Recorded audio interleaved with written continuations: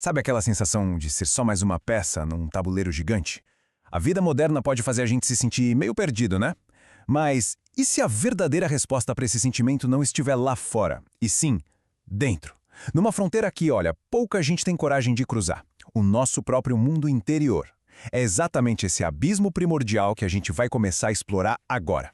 O Jung, ele deu um alerta muito sério sobre o nosso tempo. Essa citação dele é forte, né? 1 milhão de zeros juntos não somam, infelizmente, um. O que ele está dizendo é que, no meio da multidão, a gente corre um risco enorme de virar um zero, de ter a nossa individualidade completamente diluída, sabe? Em ideologias, em movimentos de massa. E é justamente esse sentimento de vazio que acende um chamado. Um chamado para a jornada talvez mais importante que existe, a jornada para dentro de si.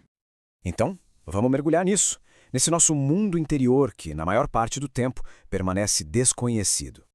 É aqui que a coisa fica interessante. Porque, olha, a maioria de nós acha que se conhecer é conhecer o nosso ego consciente. Sabe, aquilo que a gente mostra pro mundo, a nossa personalidade social, o que a gente pensa que é. Mas isso, pessoal, é só a pontinha do iceberg. A verdadeira base de quem somos, o fundamento do nosso ser, isso tá lá embaixo, nas profundezas, na psique inconsciente. Um lugar primitivo, infinito, um reino gigantesco e poderoso bem debaixo da superfície da nossa consciência.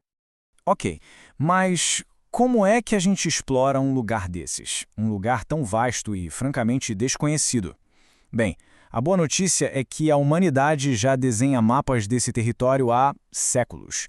Só que não são mapas científicos, são os mitos, os contos de fadas, são os mitos da psique profunda. E essa citação do Jung, do Livro Vermelho, uau! É um diálogo dele com a própria alma. A alma diz, meu caminho é luz. E ele responde indignado, você chama de luz o que nós chamamos da pior escuridão? Pensa nisso. O caminho para a luz interior passa justamente pelo que a nossa razão chama de escuridão sem fundo. É um território totalmente paradoxal, que não faz o menor sentido para a nossa lógica do dia a dia. Então, como a gente lê esses mapas? Bem, uma aluna do Jung, a Marie-Louise Van Frans, nos deu uma chave. Ela dizia que aquelas figuras dos mitos, sabe, os deuses, os monstros, os heróis, eles não são só historinhas para dormir. Eles são, na verdade, a visão interna dos nossos instintos mais básicos. São representações dos nossos padrões psíquicos primordiais. E o nome que o Jung deu para esses padrões foi arquétipos. E olha que legal, isso não é só papo de misticismo não. A ciência mais moderna está chegando perto dessa ideia. Pesquisadores como Jen Knox falam em esquemas de imagem. A ideia é que a gente não nasce com uma imagem pronta de um dragão na cabeça, mas a gente nasce com esquemas, com estruturas bem primitivas que ajudam a gente a organizar o mundo desde bebê. É como se fosse o software básico, que depois vai dar forma a essas imagens de heróis e monstros. Só que tem um porém. E é um porém importante. Essa jornada para dentro não é um passeio no parque. É preciso entender os perigos da descida. E para entender esses perigos, nada melhor que um conto de fadas. Vamos pegar a história da Frau Trude. Ela é uma bruxa da floresta, uma figura que representa um poder sombrio, devorador. E na história, uma menina, muito curiosa e teimosa, decide ir até a casa dela, mesmo com todo mundo avisando para não ir. A história termina de um jeito bem pesado. A bruxa transforma a menina num pedaço de lenha e joga no fogo. E enquanto a menina queima, a bruxa senta do lado, se aquece e diz, agora finalmente brilha forte. É uma imagem horrível, eu sei, mas psicologicamente é muito poderosa. Ela mostra o que acontece quando um ego, uma consciência ainda frágil, encontra essas forças do inconsciente sem preparo. A energia vital da pessoa, a luz dela, em vez de iluminar o próprio caminho, acaba virando combustível para a própria escuridão. E a Frau Trude não é a única, viu? O folclore está cheio desses monstros interiores. Tem o Koschei, o imortal, um demônio cuja morte está escondida dentro de um ovo, bem lá no fundo, uma metáfora para nossa vulnerabilidade mais secreta. Tem o Sarmago, que sente prazer em destruir, uma lógica tirânica que também existe dentro da gente. E o Watch, o rei da floresta, um mestre do disfarce que nos prende em padrões antigos. Cada um deles é um pedaço da nossa própria sombra. Certo. Diante de tudo isso, a pergunta que fica é, por quê? Se as profundezas são tão perigosas, por que raios alguém escolheria ir para lá? Para que encarar esses monstros todos? E a resposta é um dos maiores paradoxos da psicologia profunda. Porque é justamente lá, no meio da escuridão, no coração do perigo, que a gente encontra um guia interior inesperado. É como a Von Franz diz, lembrando do símbolo do Tao, na escuridão sempre existe uma semente de luz. No folclore, isso aparece muito na figura da filha do diabo. Pensa só, uma personagem que nasce do mal absoluto, mas é ela quem tem o poder e a sabedoria para ajudar o herói a escapar. A ajuda, a salvação, vem do lugar mais improvável possível.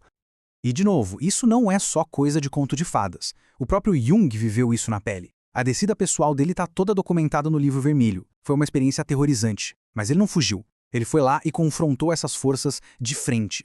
E foi nesse confronto que ele encontrou a orientação que precisava. Olha que passagem incrível essa. Ele se depara com uma serpente e percebe que ela é a alma dele. Em vez de lutar ou fugir, ele aceita. Ele diz, minha alma era uma serpente.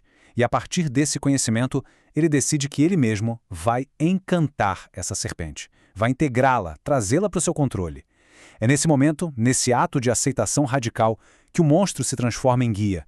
O veneno vira remédio. E com isso, a gente chega ao grande prêmio dessa jornada. O objetivo final não é vencer a escuridão, matar o dragão. É integrar essa escuridão. O tesouro não é a perfeição, mas sim a totalidade. E esse tesouro tem um nome: individuação. O que é isso? É o processo de se tornar um indivíduo de verdade, completo. Alguém que não é mais só a marionete da consciência coletiva, mas que conseguiu integrar tanto os seus aspectos de luz quanto os de sombra, o consciente e o inconsciente, num todo que funciona. O Jung descreve essa transformação de uma forma quase poética. Ele pergunta, como será agora que Deus e o diabo se tornaram um? A guerra interna acaba, não porque o bem venceu o mal ou vice-versa, mas porque a pessoa finalmente entendeu que os dois são faces da mesma moeda, que ambos fazem parte de uma realidade única e muito maior dentro dela. E aí a gente volta lá para o começo. Lembra da citação do Jung? O indivíduo que faz essa jornada deixa de ser um 0 em 1 milhão. Se torna alguém com substância, com profundidade, alguém que conhece tanto a própria luz quanto a própria escuridão. E essa pessoa, sim, se torna um. Alguém capaz de pensar por si mesmo, de resistir à manada e finalmente viver uma vida que é sua, de verdade. E assim a gente encerra com uma provocação, porque essa jornada toda ela não é só para heróis de mitos antigos ou para psicólogos geniais. É um caminho que está aberto para todo mundo. Então a pergunta que fica no ar é: a psique contém tanto monstros quanto tesouros. Ao olhar para dentro, quais cada um já encontrou no seu caminho?